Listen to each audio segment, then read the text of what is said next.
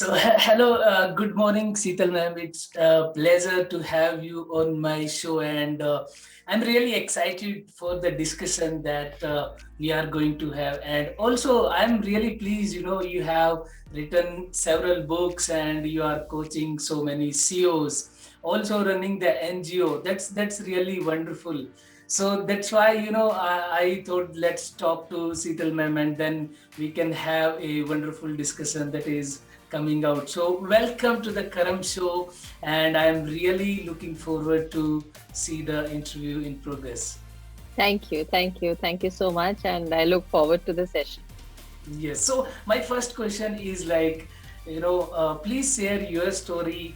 And I have listened to your story many times, but for the audience, so what is your story? How did you get started? What the challenges you faced, and what are the current challenges you are facing, and something around that.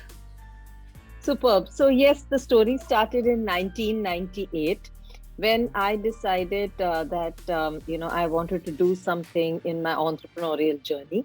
And it coincided, I think, with India's liberalization plans as well. So, finally, liberalization was bearing fruit. Companies were buying, communicating, hiring, negotiating, and the Indian professional was given an opportunity to interact with the world. So things really did open up. Also, a lot of multinational companies set up shop in India. So they also were constantly looking for talent, and bosses were sitting in different parts of the world. So Right. that's where the journey started, where I felt that soft skills would help people upgrade the way they present themselves. Okay. Honestly, Indian academic system is very good. It takes care of your intellectual skills as well as technical skills, but Right. it has no focus on any of the soft skills. So, how to Okay. communicate effectively, how to present the best version of yourself. So, Okay. that's where the journey started. It wasn't easy to start with. So, I had to meet a Yes. lot of people.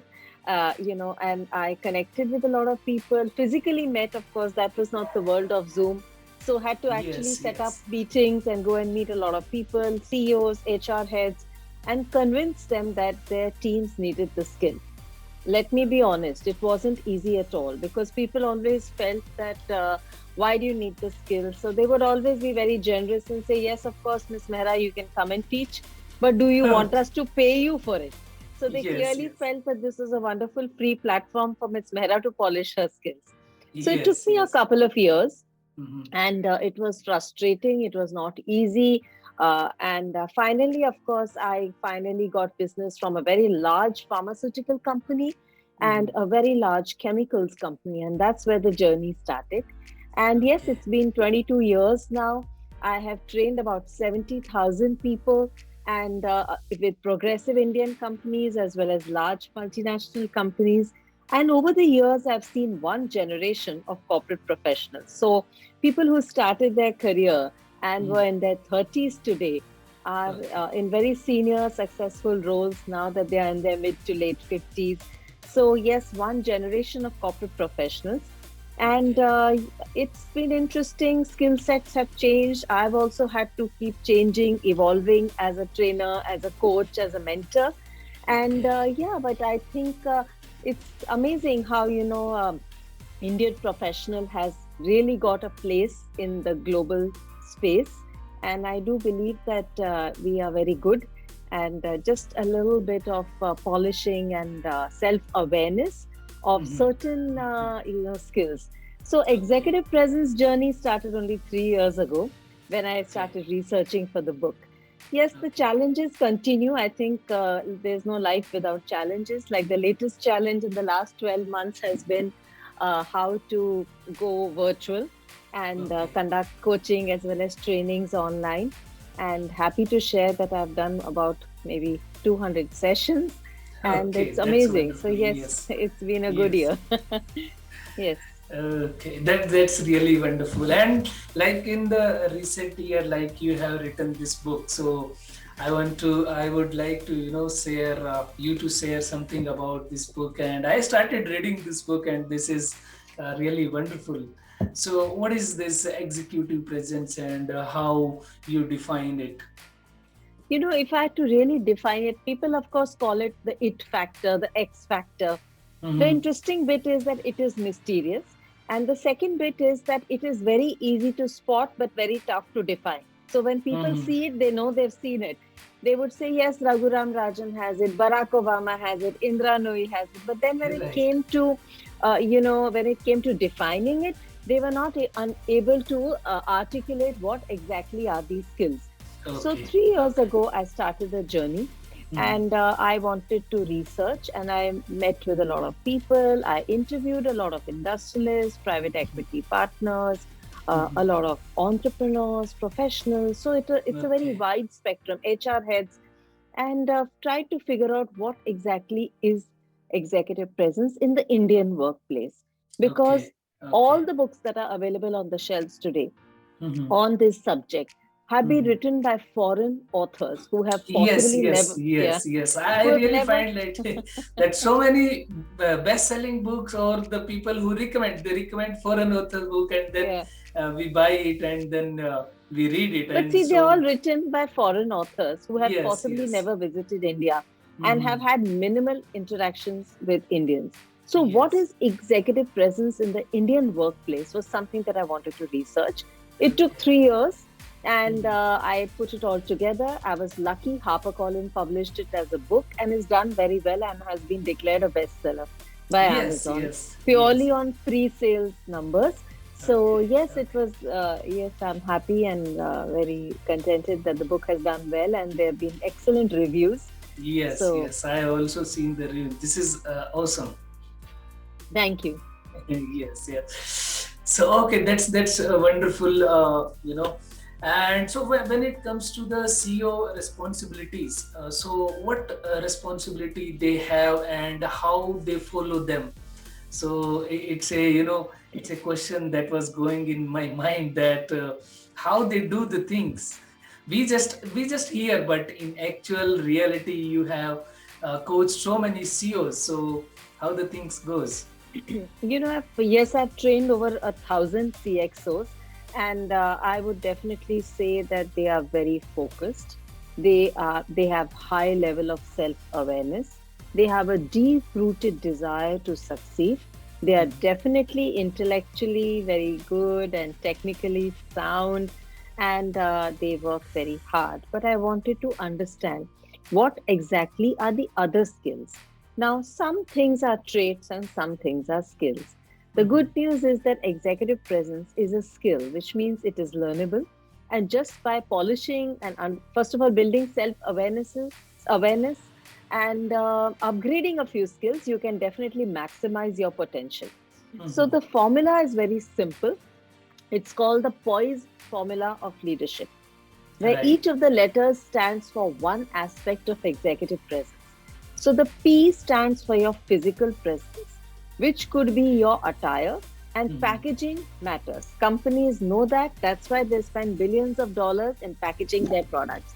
So Yes, as an yes. individual, your attire is your personal packaging. The Okay. second aspect of it is a very integral component, which is non-verbal communication, or what we commonly call as body language. Okay. Physicality Okay. matters and body language communicates very effectively. So, whether it is your Yes. eye contact, or it is your posture, or it is the way you gesticulate, a lot of things, including micro expressions, which go Okay. past your face when you're speaking. So, we've all been coached on verbal, but nobody has ever Yes. been coached on non-verbal. So, Okay. that is important. So, the P focus on the physical presence. The O focuses on the online presence. Okay. These days, online is It's become very important. Yeah. yes, yes. Yeah. So, one, of course, if I punch your name into Google, what shows up? And based on that, people eh, decide to do business with you, or retain you, or hire you, or promote you. So, your online presence is important, whether it is social networking or it is professional networking sites, the photographs that are visible. So, those create impact. And there Okay. is no Okay. denying that people are constantly passing judgment. So, if Yes, you're yes, given, yeah, yes. So true. yeah, and if you're given a choice, you might as well curate it because you can make it look good and you Mhm. can make it look appropriate, and Mhm. what is a personal brand that you're communicating on Mhm. these sites. That's one Okay. aspect. Second aspect of online presence is your virtual presence. When somebody switches on a camera Mhm. and starts doing business with you, what Mhm. is the image that is being communicated? Is it professional? Are you Okay. punctual? Are you well groomed? Are you audible, visible? What about the background? So multiple things. Have you invested in infrastructure so that Mhm. you can do great business? So many Okay. things make a difference. The I stands for your influencer skills, whether it is your ability to focus, Mhm. your maturity as a professional, as well Okay. as, of course, a very integral component, which is listening skills. Okay. The Okay. S stands for your stage presence, which means what are your public speaking skills? And as a Mhm. leader, since you're constantly communicating, motivating, influencing, how you communicate is also very important so that the message is not lost. The Yes. E, So, yeah, yeah, the E stands for your engagement or ability to connect with people. In common terms, we call it networking. So there is okay. internal networking within the organization so that you Mhm. have the right visibility. And there's external networking with clients, vendors, so that you're communicating the right brand of your organization. So that is the entire formula, simple to Yes. um, remember and follow. But Yes. yes, it so if yeah, that I thought could help people um, identify. It also works as a diagnostic tool. So you can identify which is your strength. Like sometimes people write to me and say, the letter P and the letter I is my strength, but I need to upgrade my O. So I think it also Yes. works as a little bit of a diagnostic tool. Okay. And you simplified it. The entire CEO presence then into the one part, second part, third part, and we can definitely correlate with. So, do I have speaking abilities? Am I on the stage? Am I on the doing the very well in the communication? And how much is my personal brand on the LinkedIn or other places on the website? So definitely now it is correlatable that we can identify each and every thing, and the Poise formula, it's really important, very important. Yes, Yes, thank yes. you. So yeah. So my next question is like, many people like me who wants to be the CEO or become the CEO. So what is the plan for them? Like I am right now, you know, I'm in the corporate, and I am as a senior software engineer. But I have the desires, I have dreams to to be CEO. So how one like me can plan, and then how he can go about it. I really feel that ability to communicate effectively and present yourself with authority and confidence, what is commonly called as gravitas, is a very important skill. Up to a certain level in the organization, it is technical skills, intellectual skills, and hard work. But after that level in the organization, all these become hygiene factors, which means if they are there, they are not visible. They are only visible when they are not there. So everybody is working hard and has IQ as well as technical skills. So, what Intelligence, is yes. going to be your competitive edge? Your competitive edge is only going to be how you present yourself and how you present your organization and how you are able to communicate. So, I think this executive presence steps in here, and understanding, building self awareness, diagnosing what are your areas of gaps, and of course, understanding that you can constantly keep upgrading, learning, unlearning, relearning. Yes. And I always tell people that nobody is perfect, everybody is work in progress. So, yes, it's important. Okay, okay, that's really fantastic. So, like when it comes to CEO, so what challenges they face? I just heard about it, not gone into that field, but there are so many challenges they face. So, what are those challenges and how they overcome them? There are a lot of challenges at different times. If you see the last year, the pandemic, the Mhm. challenges have been phenomenal, whether it is Yes. how to display empathy, respect for the employee, respect for the customer, environment. First quarter was very tough because of the fact that, Yes. everything has shut down. Then recovery was slow, and of course now it's picked up steam. So they were battling on all fronts. But I think the one skill that I can clearly say CEOs who have emerged as winners, which they Mhm. have shown, is definitely staying calm in a crisis. And leaders who have stayed calm have displayed much more maturity. They've also displayed clarity of thought, and they have also understood the real problems which could be related to the employee or to the delivery, to the deadlines. So, yes, summing in short, I think executive maturity has emerged as a critical leadership skill in the last 12 months. And of course, respect for employee and environment and customer. Okay, okay, okay. That's really wonderful. So one more question like you are running a NGO as well, right? And Yes.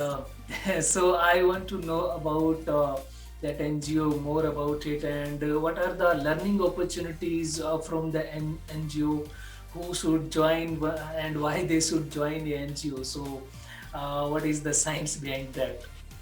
Sure. It started in 2007. It's already in its 14th year of operation. We have impacted about 1,400 lives, Mhm. young women engineers, so women in STEM.